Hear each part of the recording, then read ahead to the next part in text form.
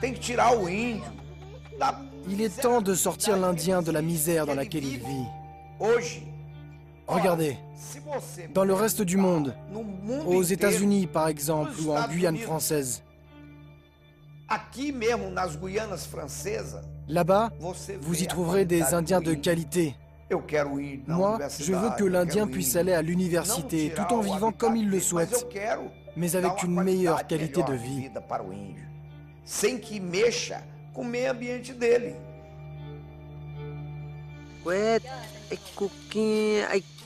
Je veux vivre comme avant, quand tout était en abondance, avant que nous soyons contactés. C'est mon souhait. Je ne veux pas quitter la forêt. Ces arbres sont beaux. Je ne veux pas voir sa destruction.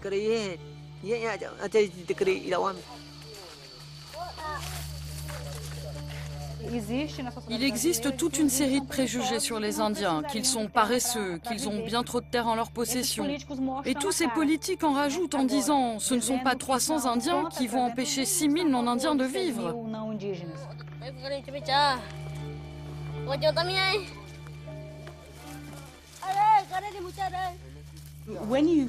Toutes nos études ont prouvé que lorsque vous forcez des tribus indigènes à s'intégrer, ça ne marche jamais.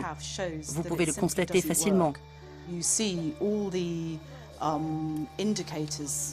Physiquement, ils sont plus exposés aux maladies, comme le sida par exemple, les taux de suicide augmentent. C'est ce qu'il s'est passé chez les Guarani au Brésil ou les Inuits au Canada. La seule manière de faire, en fait la seule qui marche, c'est de laisser les tribus choisir par elles-mêmes. Le choix doit venir d'elles-mêmes.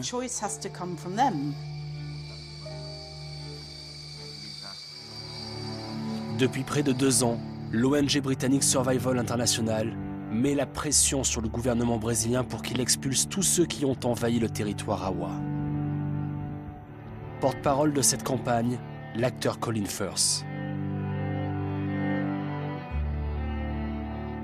De nombreux Awa vivent encore dans l'isolement. C'est la tribu la plus menacée du monde. Un peu partout aux États-Unis, des célébrités en tout genre ont suivi. À Londres et à Paris, et dans d'autres capitales européennes, à l'hiver 2012, une poignée de militants investis ont manifesté devant les ambassades du Brésil.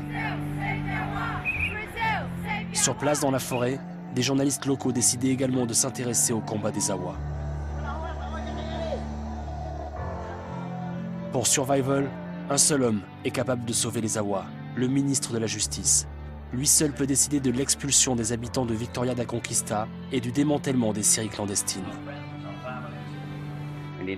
Nous devons être suffisamment nombreux pour qu'ils nous prennent au sérieux. Vous, moi, nos amis, nos familles, tout le monde compte. Lui, il me prend pour David Copperfield. C'est difficile, vous savez. Je ne peux pas débarquer comme ça, arriver sur un territoire et mettre les colons dehors. Et où est-ce que je les mets ensuite? Ils vont mourir de faim. Je risque donc de créer un problème social. Donc j'essaye de suivre un processus. La vision internationale, vous savez, c'est souvent une vision romantique. On me dit, virez ces gens. Mais allez-y vous, venez voir le problème. C'est du romantisme total. Le ministre le sait, chaque jour compte désormais. D'ici quelques années, si rien n'est fait, les Awa disparaîtront. Attention, les promesses qui vont suivre ne sont pas les premières du genre sur ce dossier. Mais cette fois-ci, une caméra les enregistre. Bon, est-ce que la situation est grave? Oui, elle est grave. Parlons-nous d'actes illicites? Oui. Pourquoi la situation a-t-elle traîné? Parce que la justice a été très lente. Donc aujourd'hui, nous allons prendre des mesures pour rendre la terre aux Indiens une fois que les tribunaux auront rendu leur sentence finale. L'État brésilien a-t-il le devoir d'agir? Oui, il le doit. Et il va agir pour rendre cette terre aux Indiens. Au plus tard, c'est décembre, janvier, c'est quand? Oui, en fait, nous avons mis en place avec les juges un plan d'expulsion. Nous allons mettre dehors tous ceux qui ne sont pas indiens. C'est ce que nous sommes en train de faire. Et ce sera fait au début de l'année 2014.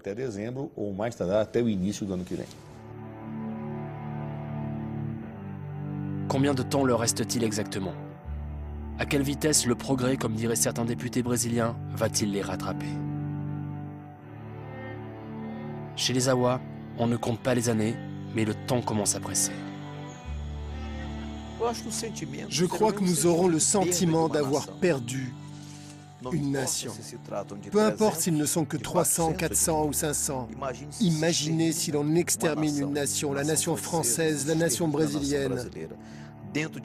Qu'importe la dimension, c'est le même sentiment. Qu'il soit 300 ou 3 millions. Cette dimension mathématique n'a aucune importance. Ce qui est important, c'est le droit naturel, le droit fondamental. Ce qui est important, c'est le devoir humain de protéger une communauté désemparée.